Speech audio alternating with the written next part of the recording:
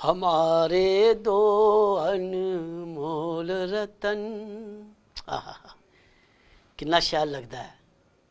हाँ, हमारे दो अनमोल रतन, एक गांधी, दूसरे शास्त्री जी। नमस्कार दर्शकों, प्यारे दर्शकों, तुसें सारें गी अज्ज दे इस बड़े ध्याड़े दियां मतियां मतियां मुबारकां। वादे दे मुताबिक अज फ्ही मैं तुंदे कन्नै रूबरू होया कि जे मैं तुंदे कन्नै हर बारी प्रॉमिस करिए जन्ना कि अगली बारी खास दिना उप्पर, खास प्रोग्राम उप्पर, खास ध्याड़े उप्पर तुंदे कन्नै फ्ही रूबरू होगा। ते अज खास ध्याड़े उप्पर, खास ध्याड़ा की नहीं है, अज साढ़े देश च एक बड़ा बड़ा ध्याड़ा मनाया जाता है। लोग तरसदे न एक रतन लई। साढ़े देश च दो दो रतन अज्ज दी तरीक च पैदा होए हे। स्वर्गीय बापू महात्मा गांधी जी ते कन्नै स्वर्गीय साढ़े देश के दुए प्रधानमंत्री श्री लाल बहादुर शास्त्री और अज्ज दे दिन महान हस्ती महात्मा गांधी जी की गांधी जयंती के कन्नै कन्नै लाल बहादुर शास्त्री जी की जयंती भी मनाई जाती है। लाल बहादुर जी का जन्म 2 अक्तूबर सन 1904 मुगल सराय होआ हा। इनके पिता श्री प्राथमिक विद्यालय मास्टर है, यानी कि टीचर है सरकारी स्कूल। लोग इनके पिता श्री की मुंशी आखिए बुलाते हैं। इनकी माता जी का नाम राज दुलारी शास्त्री हा। अपने घर च सारे शा निक्का होने के कारण इन्हें गी नन्हे आखिए बुलाते हैं। बचपन थवां के पिता जी का साया इनके सिरा पर उठी गया, फिर ये नानके टुरी गए। उत्थे जाइए इन्हें अपनी पढ़ाई शुरू की। बाद हरिचंद्र हाई स्कूल दे कन्ने काशी विद्यापीठ पढ़े। काशी विद्यापीठ च इन्हें शास्त्री की उपलब्धि मिली। शास्त्री की उपलब्धि मिलने के बाद इन्हें अपने जन्म थमां जाति सूचक शब्द श्री वास्तव हमेशा लई हटाई दिता ते शास्त्री लाई ओढ़िया। ते अज तक लोग इन्हें की शास्त्री ना कन्नै गे जानते हैं। सन 1928 इंदा ब्याह हुआ राज दुलारी होंदे कन्नै। दर्शकों, जेकर गल करचे इंदे परिवार दी, ते इंदे परिवार च 6 न्याणे हैं। संस्कृत भाषा च स्नातक स्तर की शिक्षा उत्तीर्ण करने के बाद, यानी कि मुकम्मल करने के बाद भारत सेवक संघ कन्नै जुड़ी गई। फिर देश सेवा का व्रत लैंदे हुई उत्थे गए।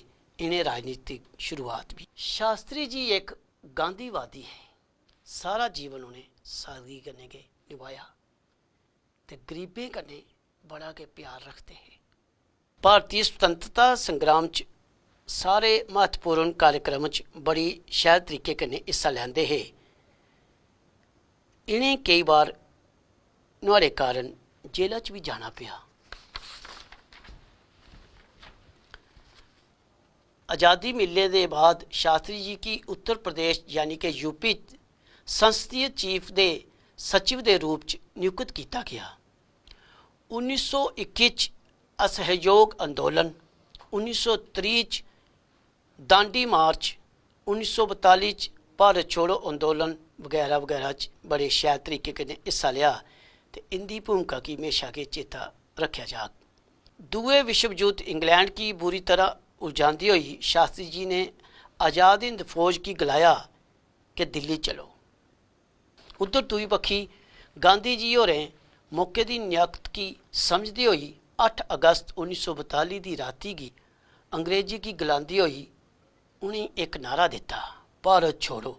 ते कन्नै पूरे मुल्क के लोगों की गलाया, करो जा मरो का नारा लगाइए बुलंद कराया गया।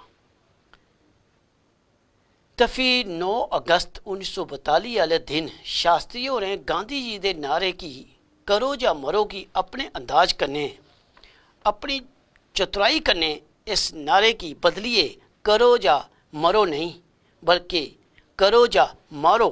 बस भी पूरे देश क्रांति की ज्वाला फैली गई। 11 दिन अंडरग्राउंड यानी कि छपी गए। रोंदे हुए शास्त्री जी ने इस अंदोलन की चलाया। सन 1942 शास्त्री जी की गिरफ्तार कर लिया। आखिर वो दिन आई आ जो इनेंगी इंदी ईमानदारी इंदी वफादारी का इनाम मिलिया। ये दुए प्रधानमंत्री साढ़े देश के बने सन 1966 विच। ये मात्र 18 महीने गए अपनी प्राइम मिनिस्ट्री यानी कि अपने अहुदे पर रहे।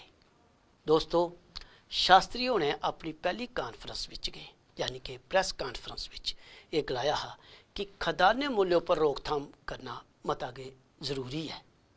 काफ़ी हद तक एक कामयाब भी होए। दोस्तों, जेकर ईमानदारी कन्नै गल करचे तां शास्त्री होने दे टाइम उपर देश की बड़ी गै कठिनाइयां का सामना करना पिया हा, पर इन्हें बड़े गै शैल तरीके कन्नै बड़े गै अपने दिमागे कन्नै अपनी कार्यशैली कन्नै उसी एक मुकाम पर पहुँचाया तो अपने आप की अपने देश की एक बुलंदियों पर लेइए। पूंजीवादी देश पर अब युवा करते हैं। दोस्तों, फिर एक टाइम आया जब इस शेर ने अपना परिचय दिता। दुश्मन देश पाकिस्तान बार बार तंग करा करता हा, युद्ध की तैयारी करा करता हा, ललकारा करता हा। सारे तीनों सेनाध्यक्षों ने आइए मुलाकात की इंदे कन्ने। इन्हें की गलाया कि सर दसो असें की करना हो। शास्त्रियों ने उन्हें की गलाया तुसी अपने देश वास्ते जो सही समझदे तुसी वो करना पौग, तुस मिगी दसो मी के करना पौग।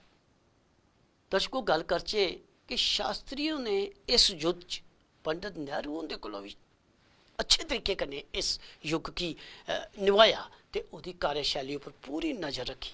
दर्शकों, जियां तुसें कि पता हो साढ़े इस मुल्क का सब तो बड़ा एक नारा है जय जवान जय किसान।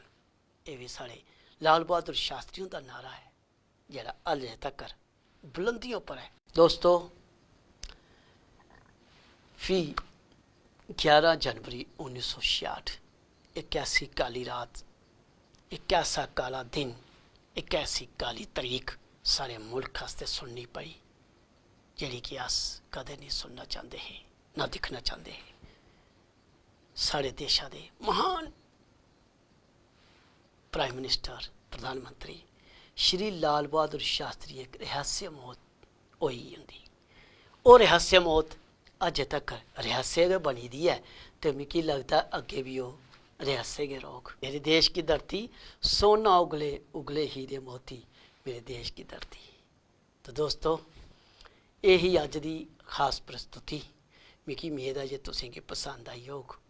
गांधी जयंती के कन्ने कन्ने लाल बहादुर शास्त्री जयंती तो शैल तरीके कन्नै मनाओ। तुसें सारें की अज दे इस बड़े ध्यारे दी एक बार भी साढ़े चैनल की तरफों साढ़े सोशल मीडिया की तरफ तुसें सारें की अज दे इस बड़े ध्यारे दियां मतियां मतियां मुबारकां। नमस्कार।